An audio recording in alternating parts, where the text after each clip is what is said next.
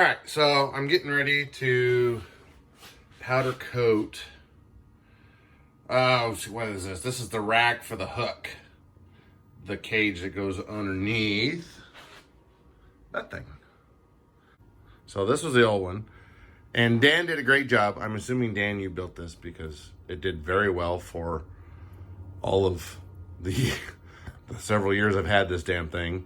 And the hours I'm putting onto it, because now I'm going to have to freaking send that damn thing in because I'm almost at 25 hours. I figured next winter I'm going to have to do it. So I'm getting ready to powder coat the new rack, which should be fun. So you guys will see how that process works. Well, I'm just using the El Cheapo powder coat system from Harbor Freight. This is the Central Machinery powder coat. I put on a couple videos of it before, and I get the powder coating from Eastwood, and they come in these bags, which is kind of convenient, but this shit gets everywhere. So if you're doing any number of parts, make sure you have a mask. All right, so I put that in the oven. The oven's already preheated. I'll leave it in there for 3-4 minutes just to kind of warm up the metal and all that kind of stuff so that the powder sticks to us better. I learned that from my friend Tyler, my best friend Tyler. Brother, confidant. What do they call that? Accomplice. Yeah, that's what it is. He's my accomplice. Fuck. All right, see it's there. It's nice and warm.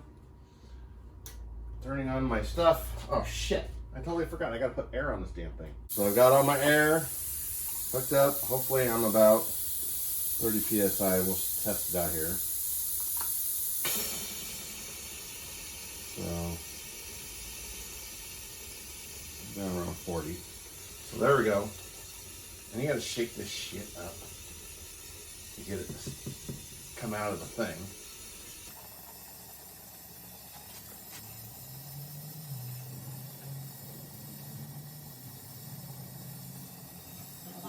As much as you can. Every once in a while you get too close to say it snaps.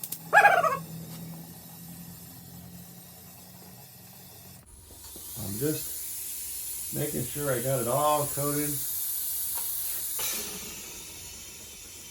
Doesn't take a lot of air. Doesn't take a lot of powder if you get it in a nice tight space. I made this box to kind of collect it, and you can reuse it as long as it's clean.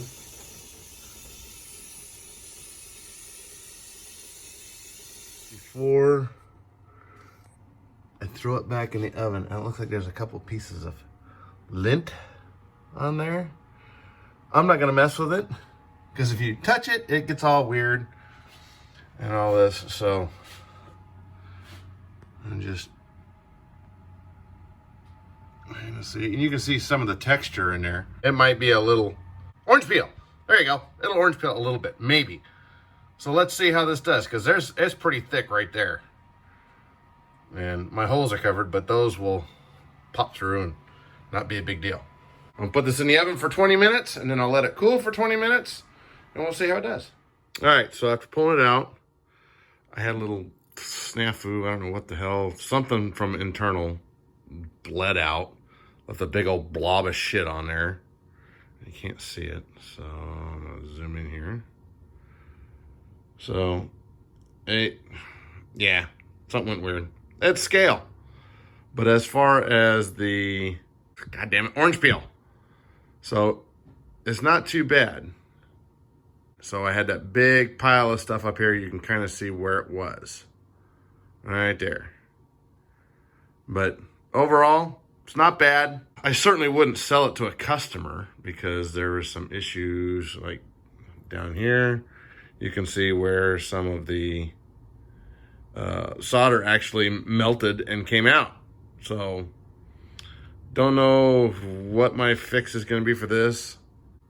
Don't know how I'm going to do this on this particular piece with the brass. And, you know, if I'm just going to paint it, it would have been fine. But since this is powder coating, you got to use metal on all the joints so that it will stick and all that good stuff. So, yeah.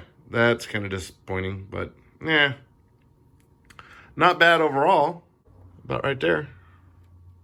So a little more scale than the little ones. So we'll see.